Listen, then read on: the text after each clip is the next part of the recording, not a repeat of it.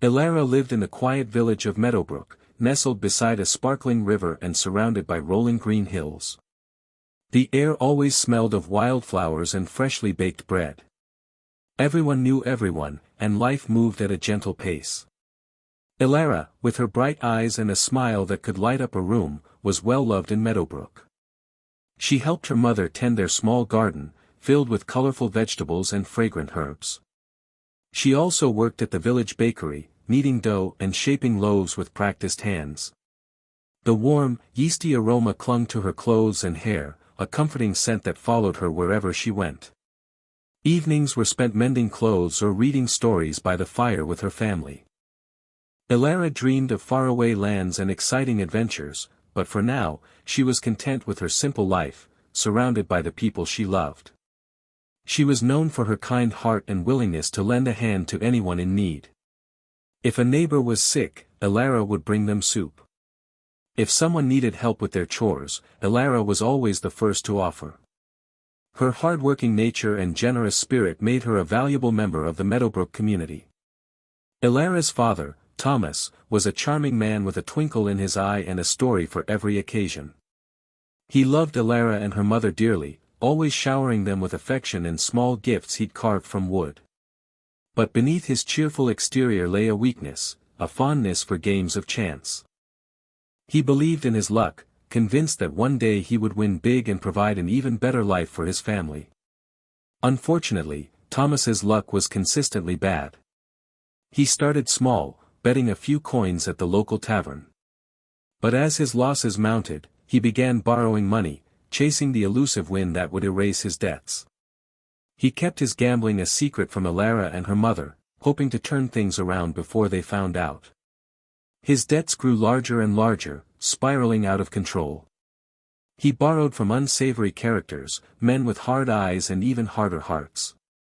Soon, Thomas found himself owing a substantial sum to Silas, a ruthless man known for his cruel methods of collecting what was owed to him. The playful twinkle in Thomas's eye began to fade, replaced by a growing fear that threatened to consume him. The peaceful rhythm of Meadowbrook was shattered one afternoon by the arrival of a dark carriage. Two burly men stepped out first, their eyes scanning the village with a cold, calculating gaze. Then, Silas emerged. He was a tall, imposing figure, dressed in expensive black clothes. His face was stern, and his eyes held no warmth. He moved with a quiet confidence that spoke of power and authority. Silas strode directly to Thomas's small cottage and pounded on the door. Thomas answered, his face pale and drawn. Silas's voice was low and menacing. He demanded immediate payment of the debt, listing the ever-increasing amount with a chilling precision. Thomas stammered, begging for more time, explaining his inability to pay. Silas remained unmoved. He made it clear that he had no patience for excuses. He threatened to take their home, their land, everything they owned. He even hinted at harming Ilara and her mother if the debt wasn't settled immediately. The air crackled with tension as Silas's words hung heavy in the air, casting a dark shadow over the once peaceful village. Tears streamed down Thomas's face as he pleaded with Silas. He had no money, no possessions of value, nothing to offer. Silas's gaze swept over the humble cottage, landing finally on Ilara, who had quietly entered the room, her face etched with concern. A cruel smile twisted Silas's lips. "Perhaps," he said, his voice dripping with disdain, "there is something of value here after all." Thomas's eyes widened in horror as he understood Silas's unspoken proposition. He recoiled, shaking his head violently. "No. Never. I would never." But desperation clawed at him. He saw the fear in Ilara's eyes, the worry for her mother. He knew Silas wouldn't hesitate to carry out his threats. With a broken voice, Thomas made the unthinkable bargain. He offered Ilara to Silas in exchange for the debt's forgiveness. A gasp escaped Ilara's lips, but before she could protest, Silas accepted, his eyes gleaming with a predatory satisfaction. Thomas had condemned his daughter to a fate worse than poverty, all to save himself and his wife. Ilara's world crumbled around her. Betrayal and fear warred within her heart. She looked at her father, his face buried in his hands, racked with guilt. She saw her mother, her eyes wide with terror, unable to speak. Elara knew she had a choice to make. She could refuse, condemning her family to Silas's wrath. Or she could accept her fate, becoming a shield against the storm. With newfound resolve, Elara straightened her shoulders. "I will go," she said, her voice trembling but firm. "But you must promise me that you will leave my family in peace." Silas smirked. A wise decision. He signaled to his men, who stepped forward to take Elara's arm. She pulled away, walking towards the carriage with her head held high. She embraced her mother tightly, whispering words of comfort. She offered her father a sad, forgiving smile. Then, without looking back, Elara stepped into the dark carriage, leaving behind everything she had ever known, sacrificing her own happiness to protect the people she loved. The carriage lurched forward, carrying her away from Meadowbrook and into an uncertain future. The carriage ride was long and arduous, winding through dark forests and over rugged terrain. As they approached their destination, Elara could see a looming silhouette against the darkening sky. It was a grand mansion, perched atop a hill overlooking a vast, desolate landscape. The mansion was imposing and intimidating, built of dark stone, with tall, narrow windows that seemed to stare out like empty eyes. Silas was a man of few words during the journey. He sat in silence, his face unreadable, his presence radiating an aura of coldness and power. He was significantly older than Elara, his hair streaked with gray, his face lined with the marks of a hard life. His wealth was evident in his expensive clothing and the luxurious carriage, but there was no warmth or joy in his demeanor. He seemed to carry a heavy burden, a weight that cast a shadow over everything he did. The isolated mansion reflected his personality, cold, grand, and utterly alone. Once inside the mansion, Silas led Elara to a lavishly decorated room. The room was beautiful but felt cold and impersonal. He turned to her, his expression still unreadable. "You will live here as my wife," he stated, his voice devoid of emotion. "You will have all the comforts you require. However, understand that this is a business arrangement. I expect you to fulfill certain duties, but there will be no pretense of affection or love." Elara felt a chill run down her spine. The word wife felt like a cruel mockery. She was a pawn in a game, a payment for a debt. Her dreams of love and companionship were shattered. She was trapped in a loveless marriage with a cold stranger, bound by obligation and desperation. She knew that this life would be nothing like the one she had imagined, filled with warmth and connection. Instead, she was entering a world of isolation and duty, where her heart would likely remain forever untouched. Days turned into weeks, and Elara found it increasingly difficult to adjust to her new life. The mansion, with its vast, echoing halls and silent servants, felt like a prison. Silas was often away on business, and when he was home, he remained distant and aloof. Elara ate her meals alone in the grand dining room, the silence broken only by the clinking of silverware. She missed the warmth of her family, the laughter of her friends, and the simple pleasures of Meadowbrook. She longed for the familiar scent of the bakery and the feel of the earth beneath her fingers in the garden. The intimidating atmosphere of the mansion weighed heavily on her. The portraits on the walls seemed to watch her every move, and the shadows in the corners held unspoken secrets. Loneliness became her constant companion, a heavy cloak that stifled her spirit. She felt like a bird trapped in a gilded cage, yearning for the freedom of the open sky. Amidst the cold grandeur of the mansion, Elara found unexpected solace in the kindness of the household staff.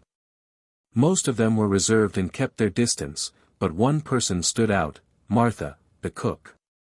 Martha was a plump, cheerful woman with rosy cheeks and a warm smile that crinkled the corners of her eyes. She had worked in the mansion for many years and possessed a quiet wisdom and a gentle heart. Martha noticed Elara's sadness and made small gestures of kindness to brighten her days. She would leave a freshly baked cookie on Elara's bedside table or offer a comforting word during their brief encounters in the kitchen. Martha's presence was a ray of sunshine in the otherwise gloomy mansion. She reminded Alara of the simple goodness of life and offered a glimmer of hope in her despair. Their connection was a lifeline, a reminder that even in the darkest of times, kindness could still bloom.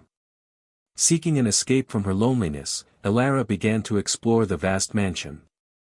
She wandered through endless corridors and peered into empty rooms, each more opulent and impersonal than the last.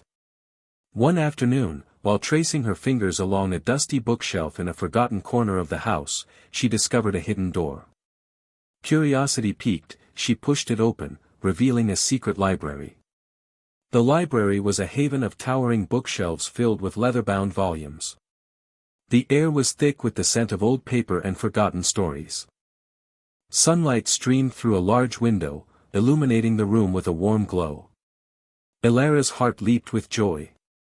She had always loved to read, but her simple life in Meadowbrook had offered few opportunities for it. Now, surrounded by countless books, she felt a spark of hope ignite within her. This hidden sanctuary offered her a chance to escape her reality and lose herself in the worlds contained within the pages. Silas, though seemingly indifferent, began to notice Alara's quiet resilience. He observed her during their infrequent meals, noting her graceful manners and the intelligent glint in her eyes. He saw her tending to the small garden outside the kitchen, her hands gentle and skilled. He even caught glimpses of her in the library, her brow furrowed in concentration as she devoured book after book. He had expected a tearful, resentful girl, but instead, he found a woman of surprising strength and dignity. He was intrigued by her thirst for knowledge and her unwavering spirit. He began to question his initial perception of her as merely a debt payment. He saw a spark of something special within her, a quiet fire that refused to be extinguished. Slowly, almost imperceptibly, his view of Alara began to shift. She was no longer just a means to an end, but a person with her own thoughts, feelings, and dreams. One day, Martha brought distressing news from the nearby village. A fever had swept through the community, leaving many people sick and weak. The village healer was overwhelmed, and supplies were running low. Alara's heart ached with concern, especially for her mother and father. Memories of her childhood flooded back. She recalled helping her mother in their garden, learning about the healing properties of different herbs. She remembered the remedies they concocted for common ailments, soothing teas and comforting poultices. A wave of guilt washed over her. She couldn't stand idly by while people suffered. She knew she had the knowledge to help, and she felt a deep obligation to use it. She decided she had to go to the village and offer her assistance, regardless of Silas's potential disapproval. The needs of her community outweighed her fear. When Alara approached Silas with her request, he initially refused. He saw no reason for her to risk her health, and he didn't want her associating with the villagers. "It's not your concern," he said coldly. "Stay here, where you are safe." But Alara stood her ground. She explained her knowledge of herbs and her ability to ease the suffering of the sick. She spoke with passion and conviction, her eyes shining with sincerity. She argued that she couldn't ignore the plight of her community, especially when she possessed the means to help. Silas listened intently, his expression softening slightly. He saw the genuine compassion in her heart and the unwavering determination in her eyes. He realized that forbidding her from going would be like caging a bird with a broken wing. After a long silence, he relented. "Very well," he said, his voice gruff.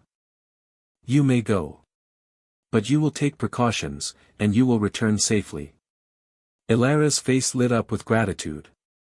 She had broken through Silas's cold exterior, appealing to a hidden part of him that valued compassion and selflessness. Alara arrived in the village to find chaos and despair. She immediately set to work, gathering herbs, preparing remedies, and tending to the sick. She worked tirelessly, day and night, offering comfort and care to everyone she encountered. Her knowledge of herbal medicine proved invaluable, and soon, the fever began to subside. The villagers, initially wary of her association with Silas, were overwhelmed by her kindness and dedication. They witnessed her selfless efforts and recognized her genuine concern for their well-being. They saw past the grand mansion and the loveless marriage, seeing instead the kind and compassionate woman they had always known. Their respect and gratitude grew with each passing day. They brought her food, offered her shelter, and showered her with heartfelt thanks. Elara had not only healed their bodies but also their hearts, proving that even in the face of adversity, kindness and compassion could triumph. She had once again become a cherished member of the Meadowbrook community. Silas, initially skeptical, decided to visit the village himself. He wanted to see firsthand what Elara was doing and how she was impacting the community. What he witnessed surprised him. He saw Elara tending to the sick with gentle hands, offering words of comfort and hope. He watched as she tirelessly prepared remedies, her face etched with determination. He observed the villagers' gratitude and respect, their eyes filled with genuine affection for her. He saw a side of Elara that he had never imagined. He had always associated wealth and power with indifference, but Elara was using her position to help others, to alleviate suffering, and to bring hope to a community in need. Her compassion and selflessness were undeniable. He began to question his own values and his own purpose in life. The cold wall around his heart began to crack, and a flicker of warmth ignited within him. His feelings for Elara were evolving, transforming from a sense of obligation to something far deeper and more meaningful. One evening, after their return from the village, Silas surprised Elara by inviting her to join him in the library. He poured them both a glass of wine and, after a long silence, began to speak about his past. He revealed a hidden vulnerability, a deep regret that had haunted him for years. He told her about a mistake he had made in his youth, a decision that had led to the loss of someone he loved dearly. The guilt and pain had hardened his heart, turning him into the cold and ruthless man he had become. He had built walls around himself to protect himself from further hurt, pushing away any possibility of connection or intimacy. His voice was filled with sadness and remorse. For the first time, Elara saw beyond his stern exterior, glimpsing the wounded soul beneath. She realized that his coldness was not a reflection of his true nature, but a shield against his own pain. She felt a surge of compassion for him, understanding the burden he had been carrying for so long. Emboldened by Silas's vulnerability, Elara decided to open up as well. She shared her dreams and aspirations, revealing a side of herself that she had kept hidden for so long. She spoke of her love for reading and her desire to learn more about the world. She confessed her longing for adventure and her yearning to make a difference in the lives of others.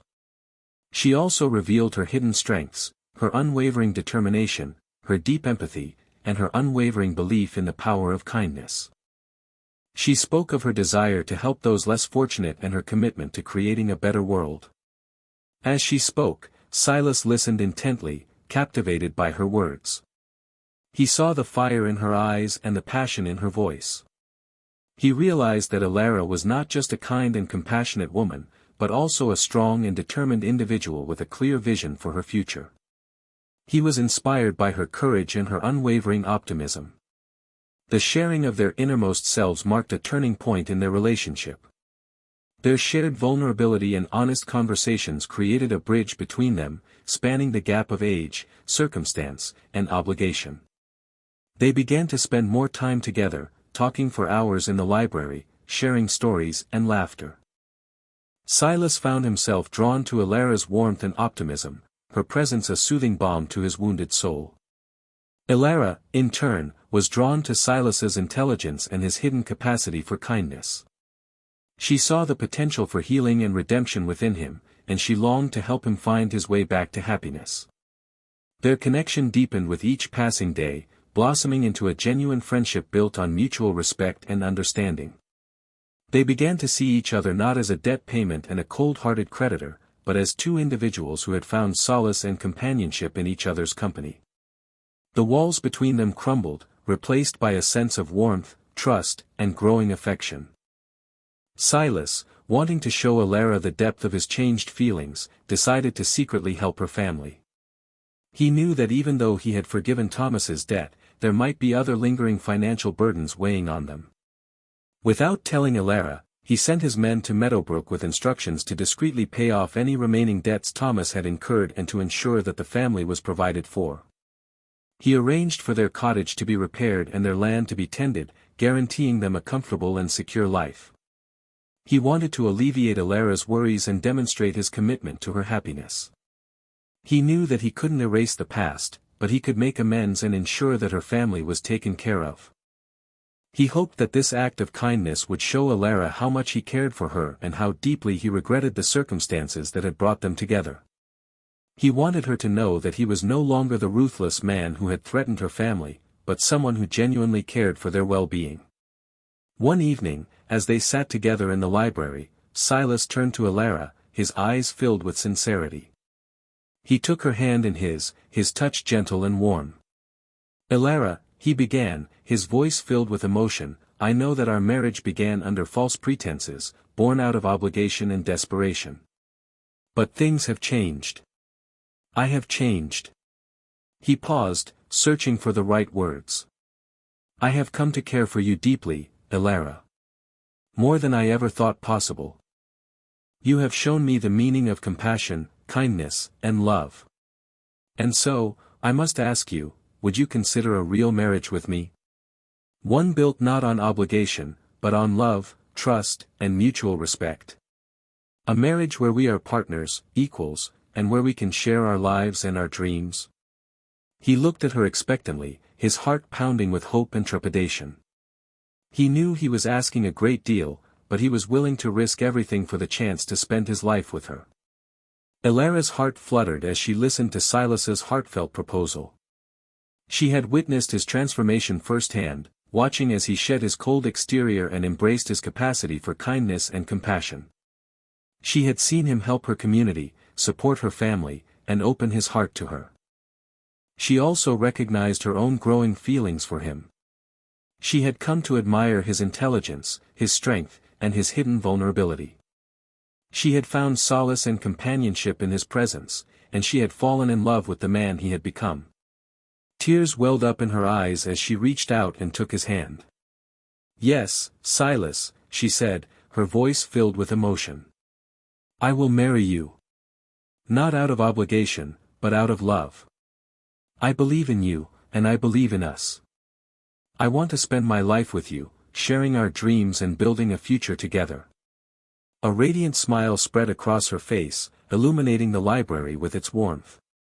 She knew that their journey had been unconventional, but she was confident that their love could overcome any obstacle. And so, Alara and Silas embarked on a new chapter in their lives. They rebuilt their relationship on a foundation of love, trust, and shared dreams. They filled the mansion with warmth and laughter, transforming it from a cold and isolated place into a loving home. Silas became a pillar of the community, using his wealth and influence to help those in need. He supported Alara's charitable endeavors, and together they made a positive impact on the lives of countless people. They traveled the world, exploring new cultures and experiencing exciting adventures. They never forgot the lessons they had learned from their past. They cherished each other every day, grateful for the love they had found in the most unexpected of circumstances. Their marriage became a testament to the transformative power of kindness, compassion, and forgiveness. They created a happy and fulfilling life together, proving that even the most unlikely of beginnings can lead to a beautiful and enduring love story.